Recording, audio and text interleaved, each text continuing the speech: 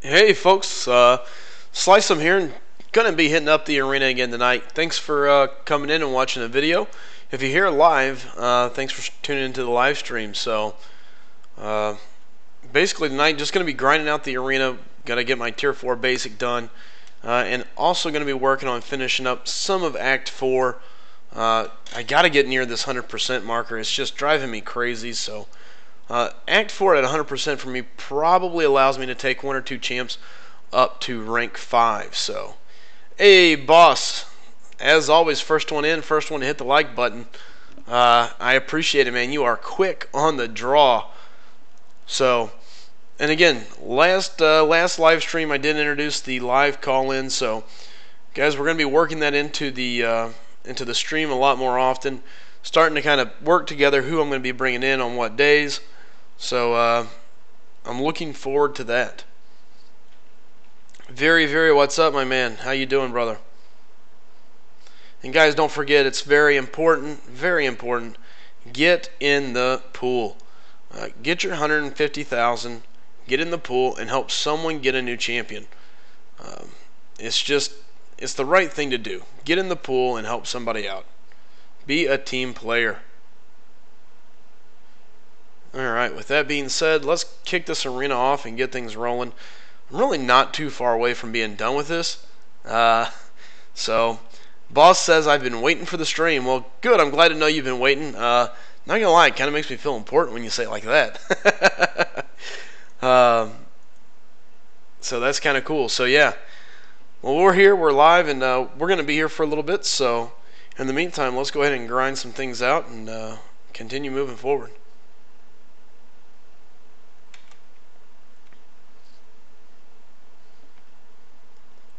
So, boss, how's your day been? Any good news with the game? Have any good pulls? Any luck? Some of the guys from my alliance have had amazing luck today. Our leader pulled the 5-star Archangel. I'm super jealous. Can't tell you enough just how jealous I am of it. I was kind of sad.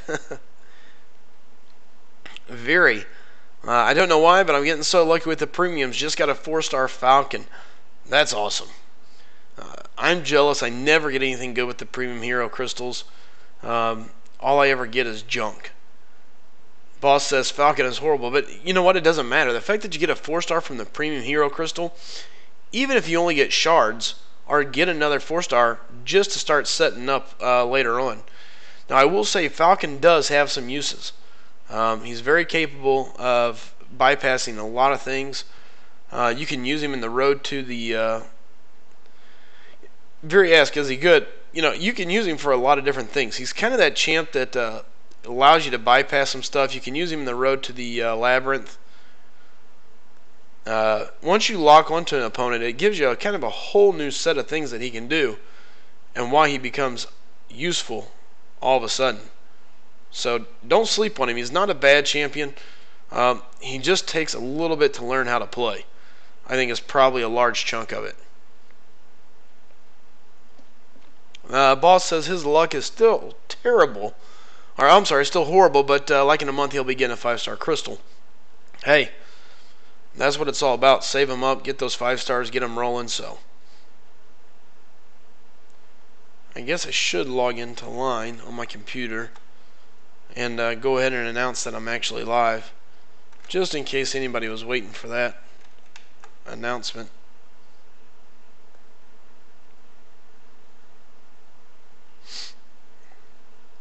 Boss told me he was waiting on it, gave me new hope. Somebody's sitting out there waiting for my stream. Wow, I feel special.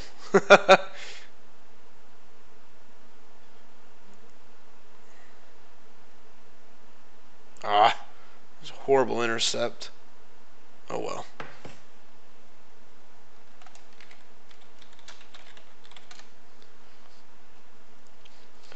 Alright. Well, one round down, one series of wins. Put me a little bit closer to my tier 4 basic and forward movement.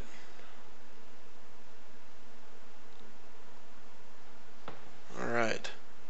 So again, I'm just going to be posting up in a couple channels real quick.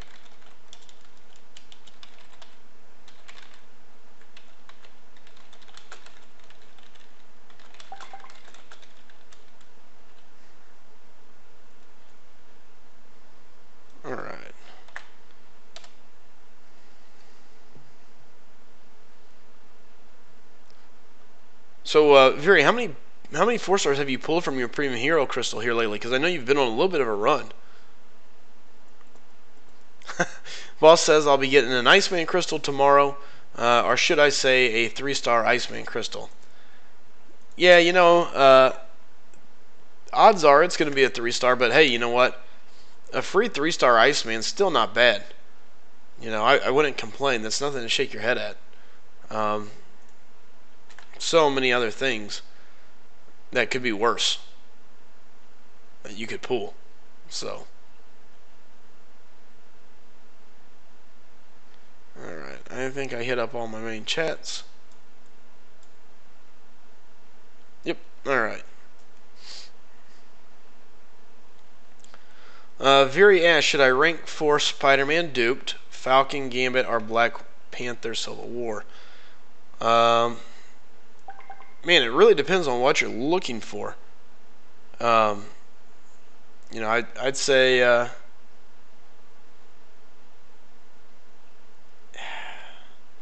I think I'd probably have to go Spider-Man. Black Panther Civil War is always an interesting one, but I don't know that that's the one I would go with. But yeah. And again, it depends on what you need. I think Spider-Man's a better defender. The armor break is nice. So, I'm not a big fan of any of the 4. I'd almost rather save stuff. But if you're gonna definitely level one of those 4, I think I go Spider-Man.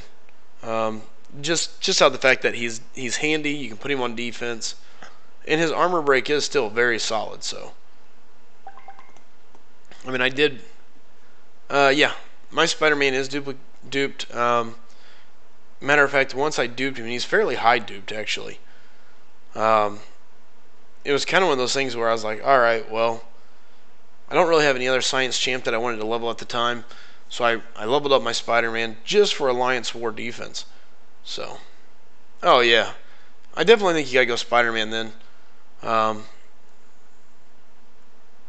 To me, he's gonna at least give you the best bang for the buck, probably. Boss says I took my Captain America World War II to rank 4. Hey, I don't blame you, Captain. I wish I had Captain America World War II. It drives me crazy that I don't.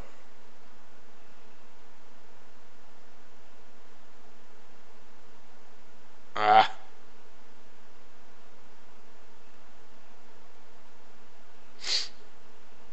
gonna let him melt. There we go.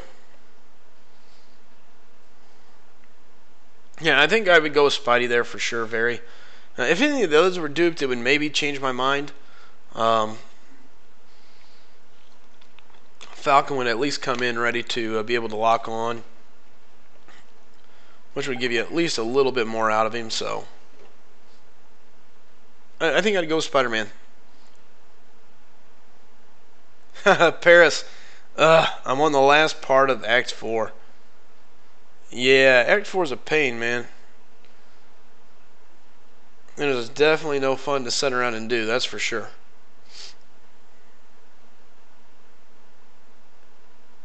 Yep, that's horrible timing. That's alright, I'll take the limbo damage. That was nice. Paris says, I need help. Ugh. Man, you just gotta stay patient. You'll be able to get it down. I have no doubt on you, man. I got faith.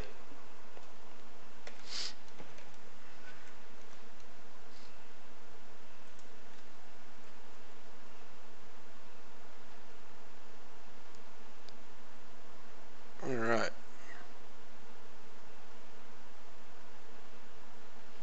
Yep, Wolverine walked into a slaughterfest there.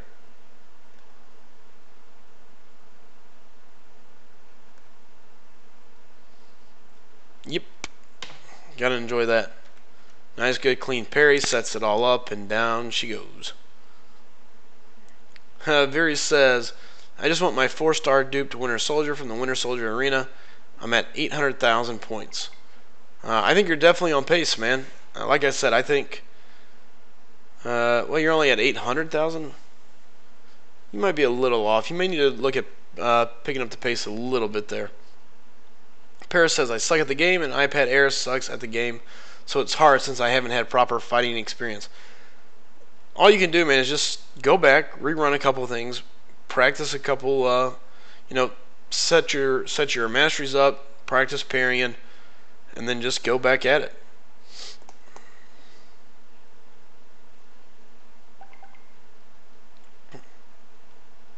You'll get it.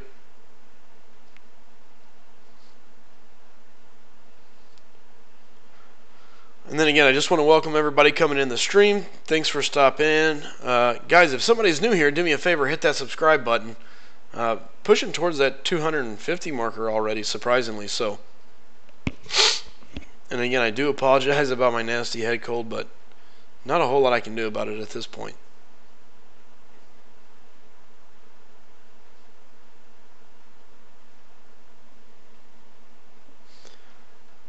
Paris says, yeah, I'm glad I'm only going through it now, so. Yeah, it's definitely different. John says, do you know if there is a new Alliance War placement chart? John, I haven't seen one. But again, I haven't really looked either. I'm not responsible for placing anything on my alliance, so.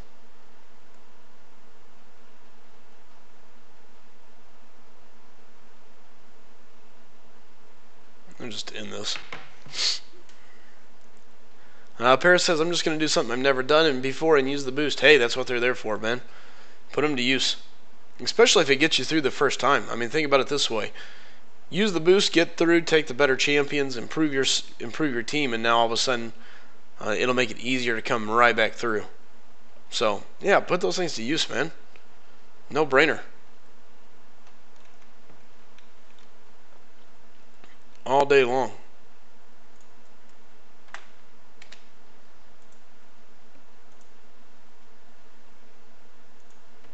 Uh-oh. Totally forgot I was already going.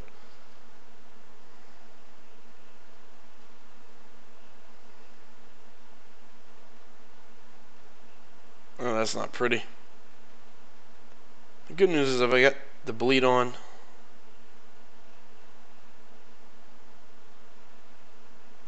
Yeah, he's toast. Just let the neurotoxin do its work.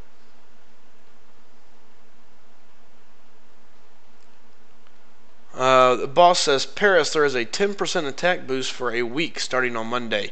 Summoner Appreciation Week. That is correct. John, the subscribe button should be somewhere right down here in the bottom. It should just be kind of a big red button that says subscribe. Click that and makes it pretty easy.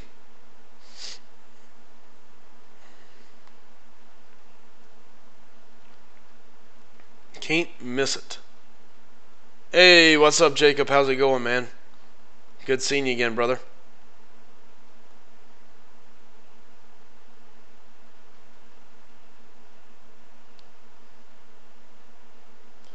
By the way, Jacob, I enjoyed the pictures from your Alliance quest. Jerk. I was like, dang. Yeah, Paris, I mean, you can always wait. Here's the thing. There's so many other things you can do in the meantime. And then whenever all the boost is up and active, go to town. I mean, at that point, you're going to be able to just kind of move through it.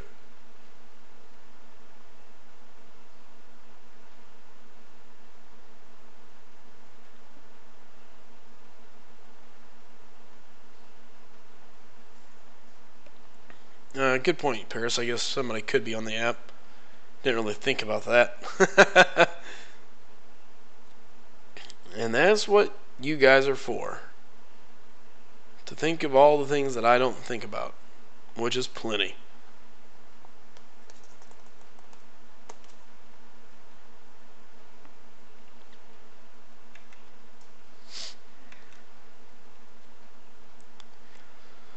Well, on top of it, recovery wouldn't really benefit you a whole lot because of the, correct me if I'm wrong here, but it doesn't even do anything for, robots. So, I mean, Ultron's totally out to begin with.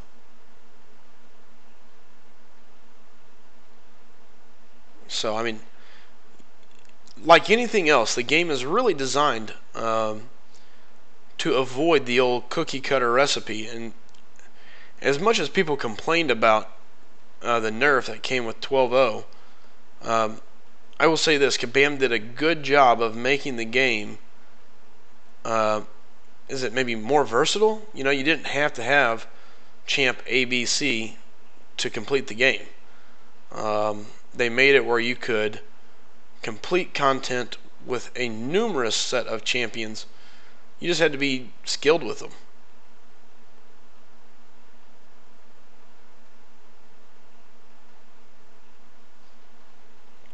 Hey, what's up, Seth? Good to see you again, man.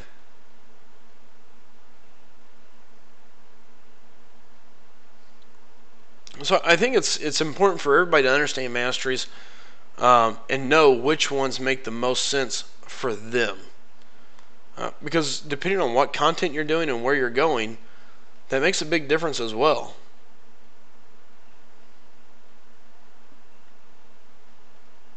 I mean, it's just like, for me right now, I could probably benefit from taking a couple points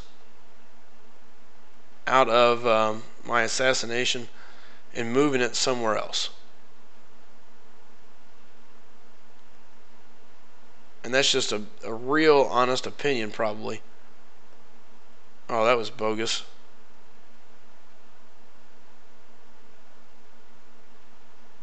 Oh, and I missed.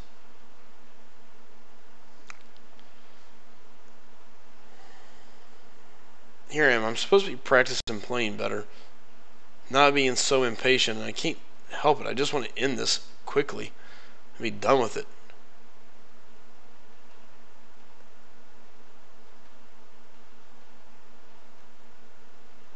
There.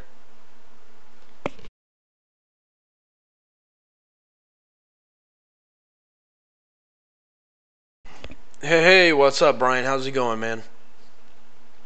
Good seeing you again, buddy. In Paris, it looks like John is using YouTube Gaming. So if there's a different spot to hit that subscribe button on that, do me a favor and let him know.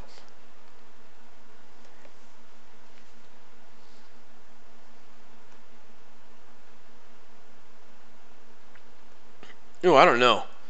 If you're a beginner, that's tough. For me, parry is probably more than my dex. Especially when I first started, being able to stun somebody and get some hits off was probably a pretty big deal. Just because it made it easy for me to be able to start hitting people and getting used to, okay, block, do this, and then you work on the dodge. At least that's my opinion.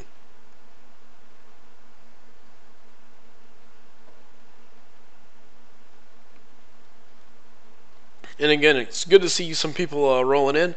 Guys, if you're new here, do me a favor, hit that subscribe button. If you're the normal crew, hey, thanks for coming back and checking it out. It's good seeing everybody, so.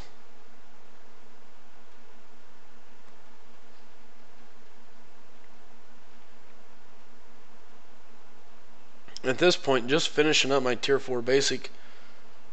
Should be done, I would think, here relatively shortly, so.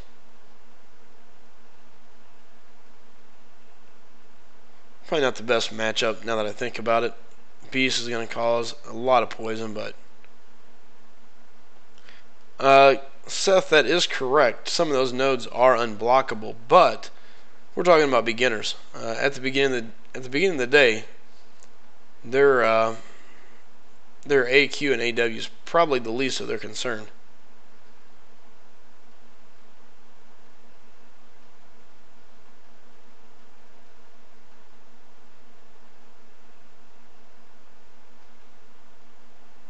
So I think I would still still put parry over Dex, at least at front. Nope, I walked right into that.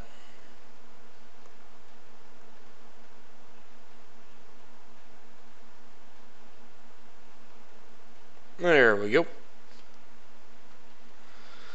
Who is my favorite NBA team? Uh, man, I here's my problem, Brian. I am more of a player guy. I enjoy watching certain players play because I just like the way they play the game. Does that make any sense? Like, for example, I don't care where Michael Jordan would have been playing. I would have been watching that team and rooting for him because I enjoyed watching Michael Jordan. Um, what's up, Comic Lover? How's it going, man? When does your T4B max capacity rise? You know what? That's a great question. I don't know off the top of my head.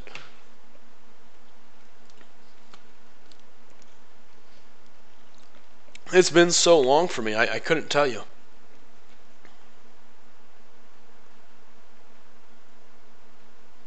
Hey, Doc Strange, how's it going, man? Good seeing you in the stream. Where you running off to, Doc?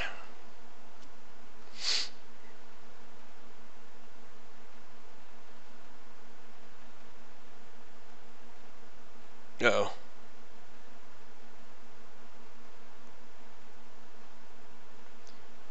Not quite far enough away to take care of that, but Seth, I do. Actually, you can message me online. My name is Slice'em Online, same that it is here, or you can add me on Twitter at Slice'em as well. Either one works.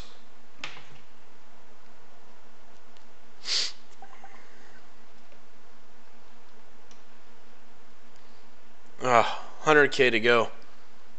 So close. I hate grinding the arena. That's why I hate these new cutoffs just going up and up and up. I don't want to mess around with that. So many other things I'd rather do. Hey, what's up, Star? How's it going, bud? Speak of the devil, Jacob. Ask for one, and they shall appear. To be fair, Jacob, there is only 3 of them. So,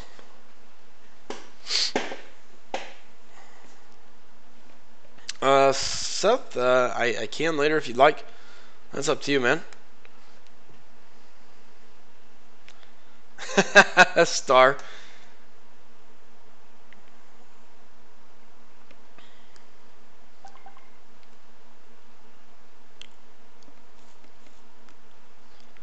Kind of odd. I'm on a little early, so it's kind of interesting. It's some of my late night guys aren't around yet, so it's kind of funny to look at it that way.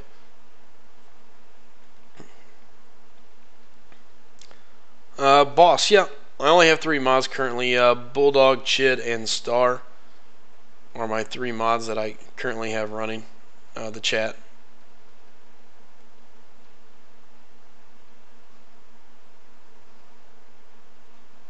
It's just so much work. I gotta click on them. I gotta go to their YouTube page, copy, paste. Ugh, so much effort. So, just woke up. Star, you're aware it's like 11 o'clock at night there, buddy.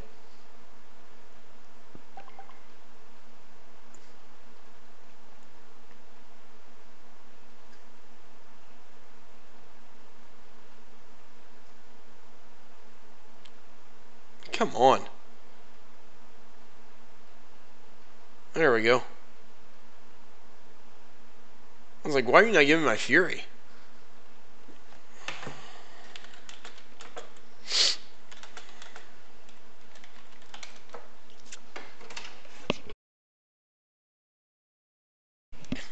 And again, I do apologize about this head cold. I took, I don't know how many things of medicine today just trying to, like, force it to go away. It was crazy. I was sitting at work and they're like, dude, you're going to OD on just, like, normal medicine. I was like, I think I'll be okay. I hope. I just want this thing to go away.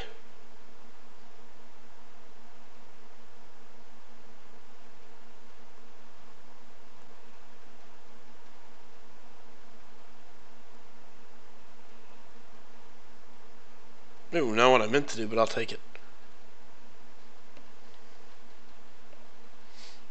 Wow. Up all day from 4 a.m. till 6.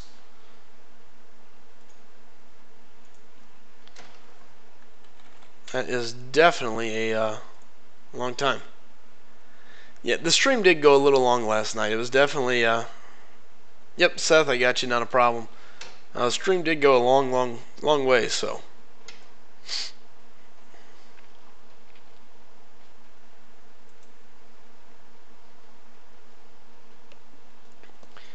Under 80K, pushing to get this over with.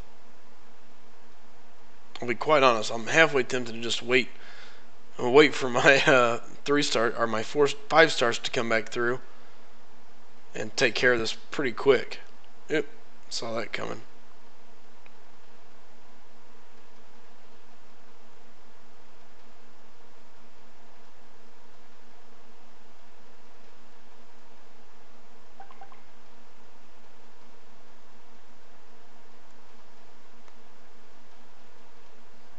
Alright.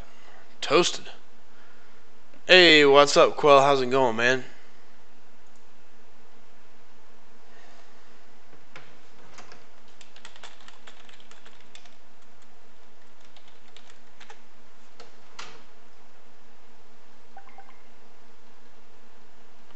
Alright.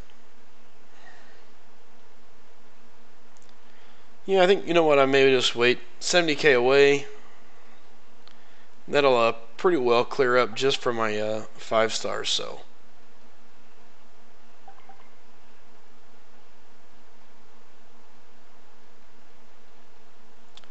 Yeah, actually we've been getting a pretty amount of solid views, so again, I want to thank you guys. The views have been fantastic. So do me a favor, keep pumping people this way. I can't be any more grateful, guys. It's been awesome to see it kind of grow so quickly. So,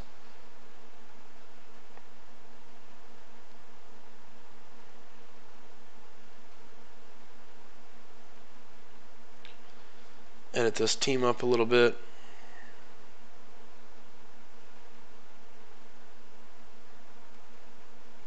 Ooh.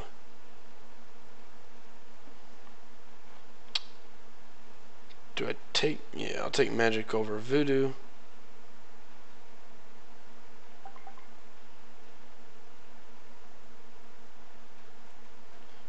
There, that's plenty.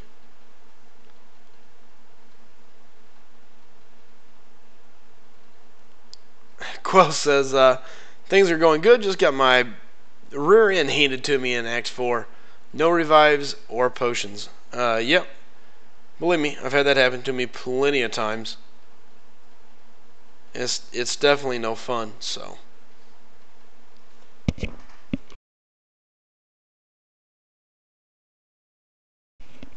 Oops. Alright. Might as well put this XP boost to work. I'm fairly close to leveling, which will reset my energy, so.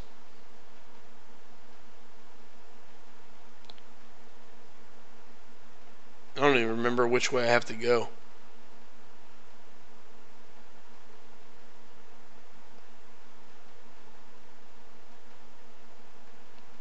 So it looks like I've got 2 lines left.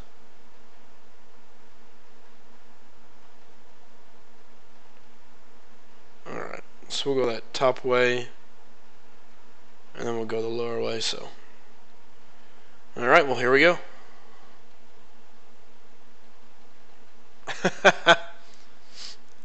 Bulldog says, I am loving having this time off. Uh-oh. Chid says, guess who I got from a PHC? I don't even want to guess, man. I don't even want to guess.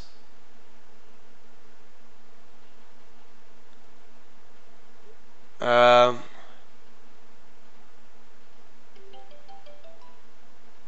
going to have to say, let's see. It's not a brand new champ.